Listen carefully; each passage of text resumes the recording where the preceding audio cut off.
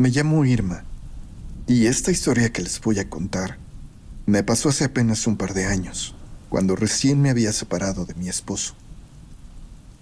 Nunca me imaginé que manejar de madrugada me llevaría a ver algo tan extraño. La noche está llena de cosas que uno no entiende, y a veces es mejor seguirlas ignorando. Después de mi divorcio, las cosas se pusieron difíciles. Yo siempre había trabajado en una oficina, pero con la pensión justa, una madre enferma y una hija adolescente que mantener, decidí meterme a manejar Uber en mis tiempos libres. Al principio me daba miedo salir en la madrugada, pero luego le agarré el gusto. Había menos tráfico, la ciudad parecía otra, como si fuera un lugar más amable. Y si me iba bien, juntaba lo del día en unas pocas horas. Fue en esas noches cuando conocí a Luz, una muchacha callada pero trabajadora, que salía de un lugar donde supuestamente hacían quesos, allá por los caminos de Santa Rosa Jáuregui. Ocasionalmente trabajaba turnos largos, desde temprano hasta que cerraban, y tenía que recogerla a la 1 o 2 de la mañana, en que volvía a casa. ¿Cómo era posible esto si Uber asigna conductores aleatorios? Pues bien, desde la primera vez que tomó el servicio nos caímos muy bien. Me preguntó si hacía viajes por fuera de la aplicación, y aunque por seguridad no acostumbro a hacerlo, ella me dijo que le interesaba que la recogiera cada vez que saliera tan tarde. Se sentía más segura con una mujer. La verdad es que eso me pareció una razón muy viable. La entendí perfecto. Desde entonces, cuando sabía que saldría tarde, me escribía directamente para que fuera por ella. Una de esas noches fue distinta. El cielo estaba cubierto de nubes y no se podía ver ni una sola estrella. Las luces del camino de terracería apenas iluminaban unos metros adelante. Iba sola, con la radio apagada, escuchando el crujido de las piedras bajo las llantas. Me gustaba ese tramo del camino porque era tranquilo. Hasta que vi algo que me hizo frenar un poco. Junto a un árbol alto y viejo, había una mujer parada, inmóvil. Por un segundo pensé que era Luz. Tal vez se había adelantado, pero no. En cuanto enfoqué mejor con las luces, algo en ella me heló la sangre. Era muy alta, no de forma sobrehumana, pero sí con una altura normalmente más común en hombres. Su figura era delgada, con la cara alargada y pálida. Llevaba una sudadera que parecía tener capucha y unos pantalones tan ajustados que la hacían lucir como si su piel estuviera envuelta en tela. No era ropa negra, sino de un tono oscuro, como morado viejo o azul marino sucio. Verla me provocó un escalofrío. Algo en ella no era normal. No supe qué, pero decidí seguir adelante sin detenerme.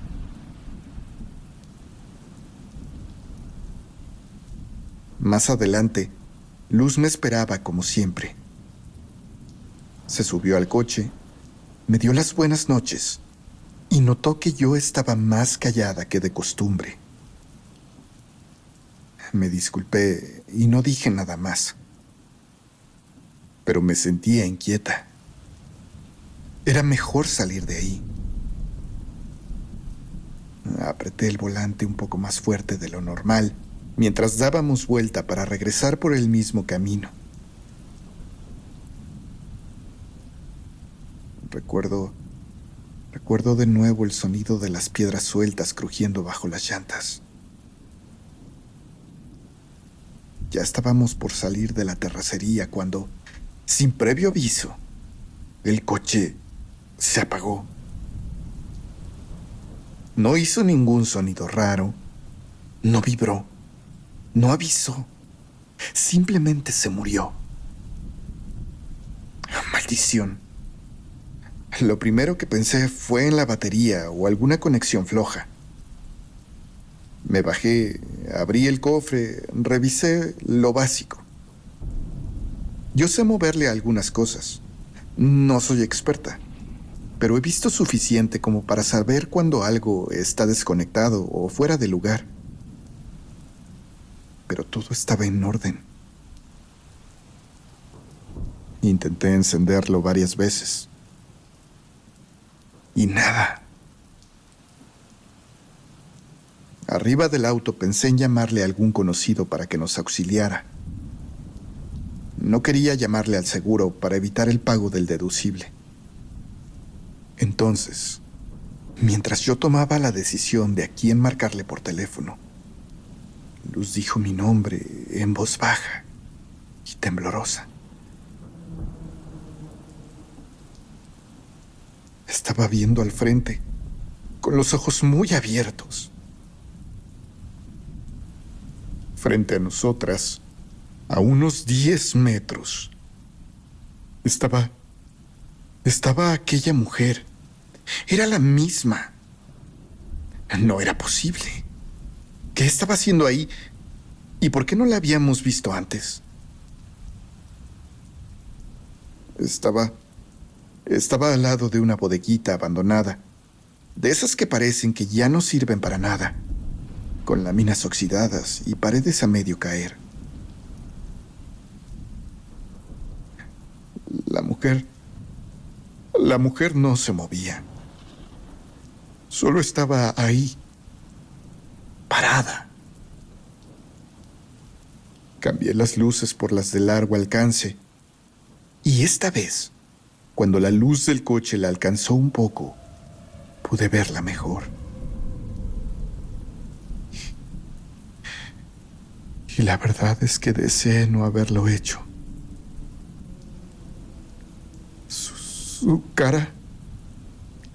Su cara no tenía ojos. Eran cuencas vacías, oscuras, como si dentro de su cabeza hubiera solo vacío. Y su boca no era una boca normal. Era enorme, casi sin labios, y estaba llena de dientes filosos, como de sierra. No sé cómo lo hicimos, pero ambas gritamos al mismo tiempo.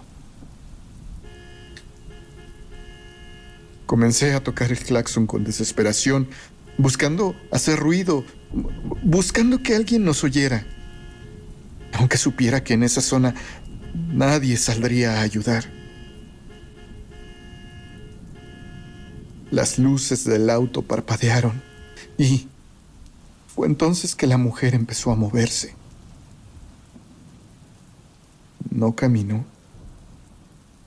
En un movimiento, giró la cintura en 180 grados, como si no tuviera huesos. Puso las manos en la pared de la bodega y empezó a trepar. Trepó en la misma forma en que lo hubiera hecho una araña.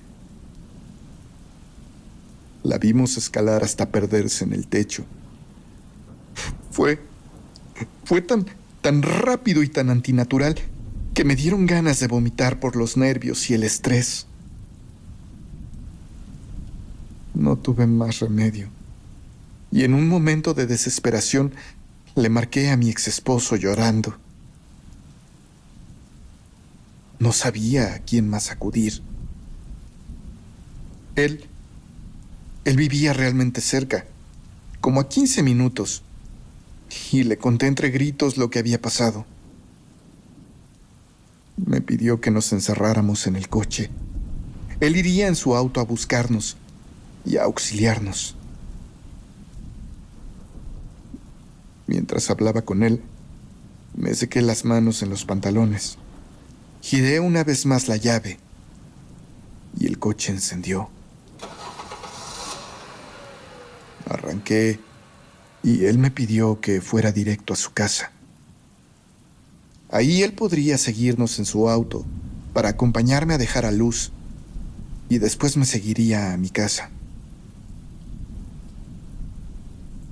Estaba muy nerviosa y Luz venía casi llorando. Guardé silencio y solamente aceleré. ¿Qué más podía hacer? Mientras avanzábamos, ya habiendo entrado a zona urbana, Luz, que ya venía más tranquila, comenzó a voltear insistentemente. Algo se movió en los techos, me dijo casi susurrando. No quise voltear a ver, pero en mi espejo retrovisor juraría haber visto una sombra que se desplazaba por las azoteas. Algo nos seguía desde arriba.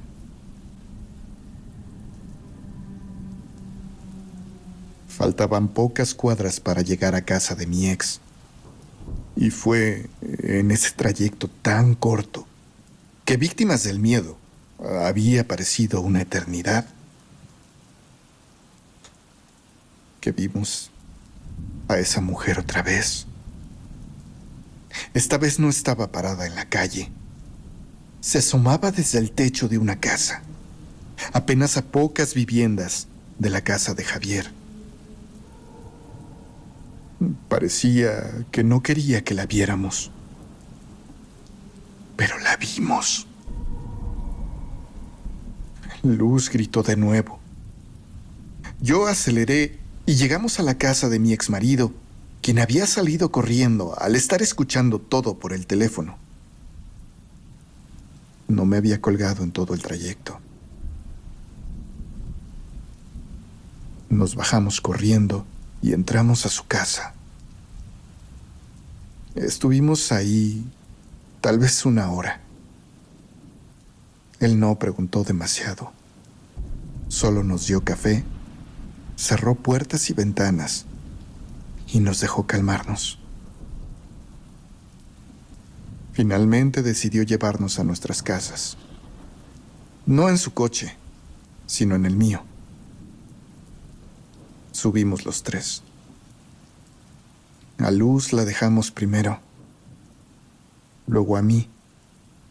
Y desde ese punto, es decir, desde mi casa, él pidió un Uber para poder regresarse. Yo estaba feliz de haber llegado a mi lugar seguro. Javier tardó bastante en escribirme que ya había llegado a su casa. No dijo mucho más. Fue un mensaje muy seco. Yo le agradecí por habernos acompañado, pero él ya no respondió nada. Toda esa semana no hablamos otra vez. Pero digo, eso era normal. Habíamos terminado de manera amigable, pero procurábamos no involucrarnos en la vida del otro. Finalmente, una noche me escribió. Me dijo que aquel día él no nos había creído nada. Creía que éramos dos mujeres algo histéricas, seguramente aterradas por algo que confundimos en medio de la noche. Estaba convencido de eso.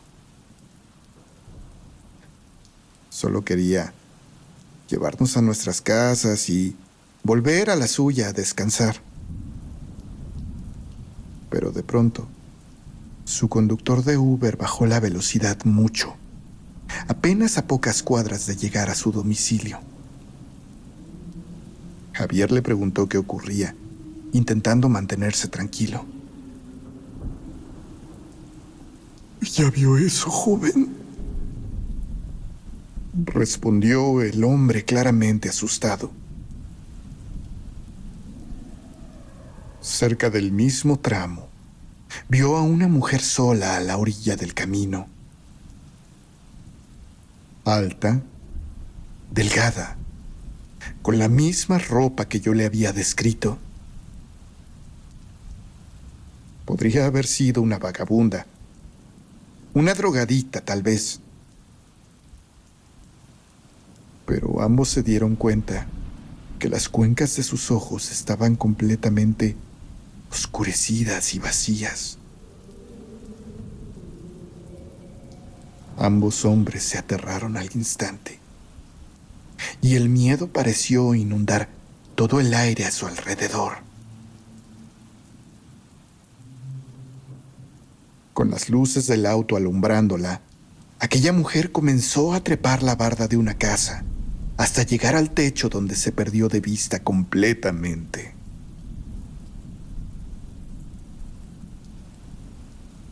El Uber arrancó, y cuando por fin llegaron al destino, Javier bajó corriendo y abrió apurado, mientras el Uber arrancaba a toda velocidad para alejarse de ahí.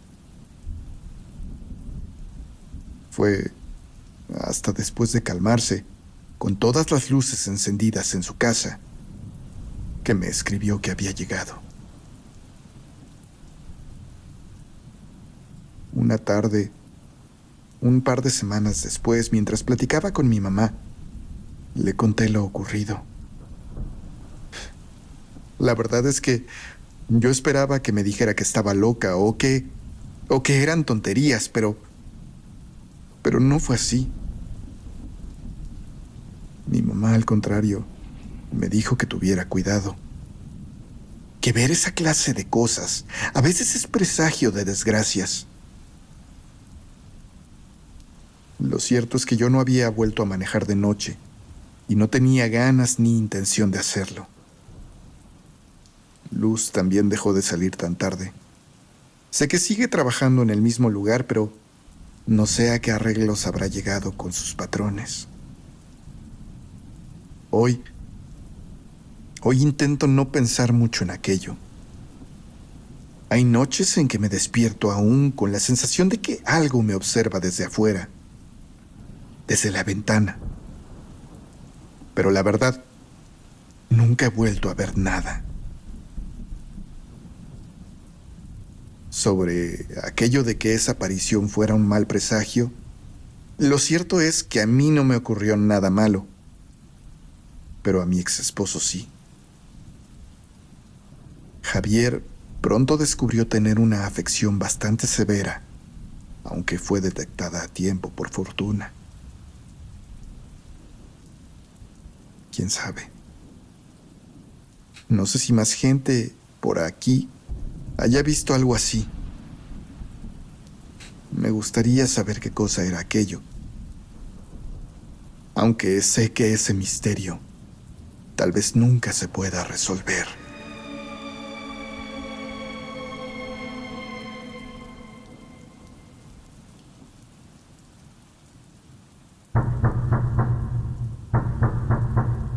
Esa noche mi papá se levantó apurado y mi mamá y yo lo seguimos después de escuchar los golpes en nuestra puerta.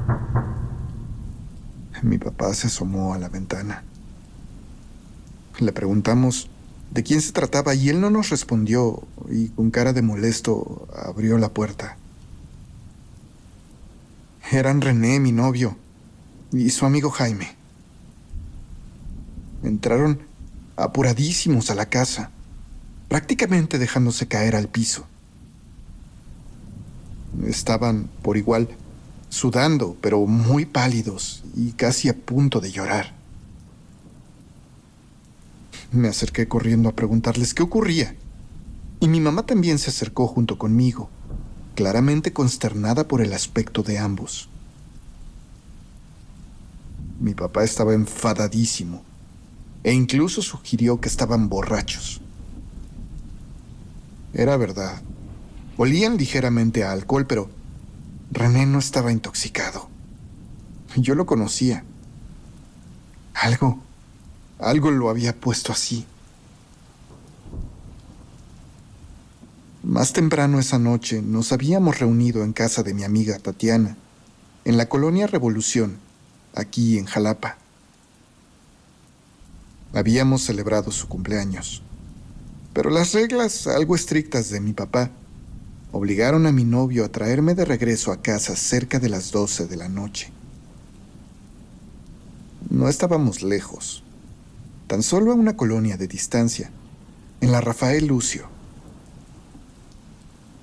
Por mi parte, mi novio tenía total libertad de regresar a la fiesta, y aunque estoy segura que se hubiera ido a su casa si se lo hubiera pedido, la realidad es que no quería arruinar su diversión. Eran casi las 4 de la mañana cuando llegaron a mi casa nuevamente.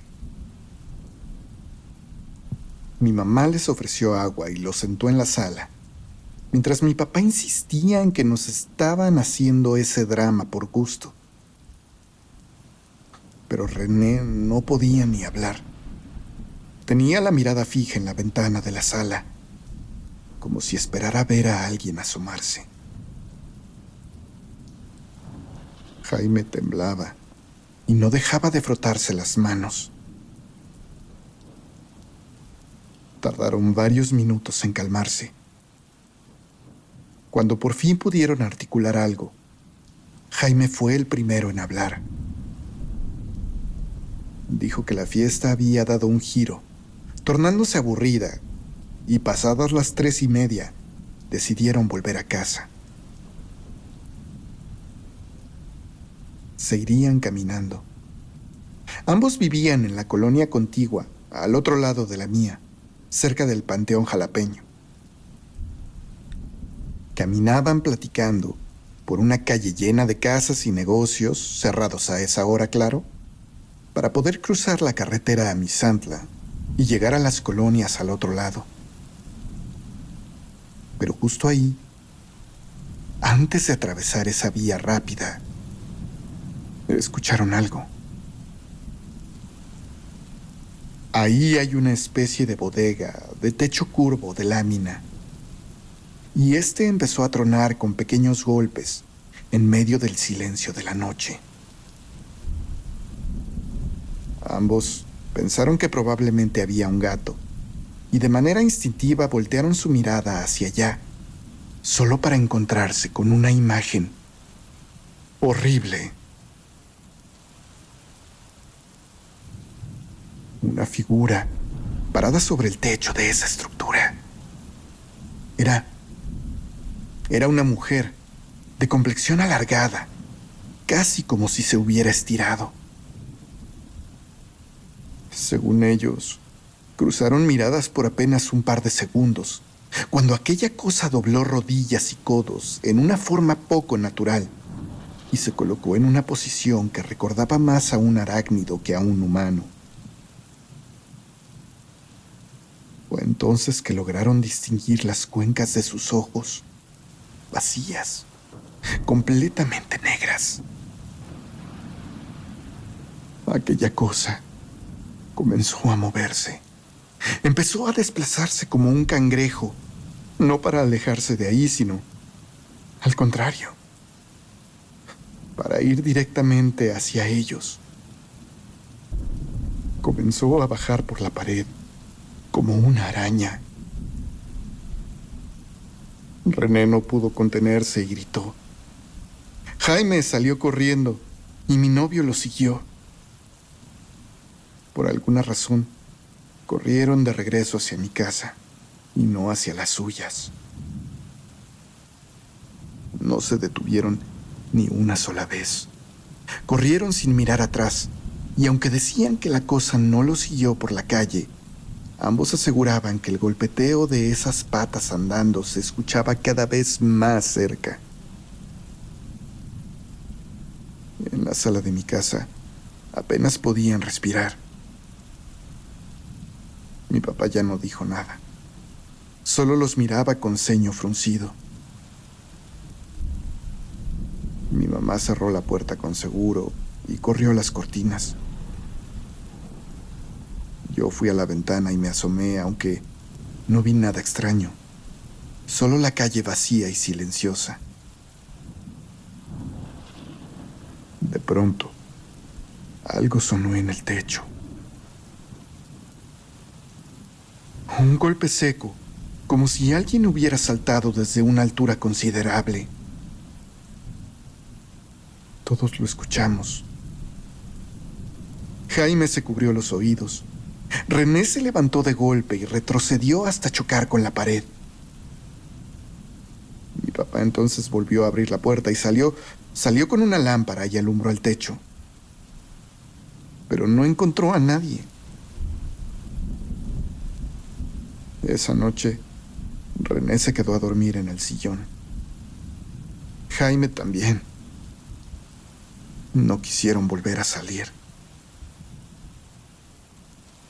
La verdad es que después de aquello pasaron varios días antes de que volvieran a actuar como siempre. Normales. Pero desde entonces, ambos dejaron de salir por las noches.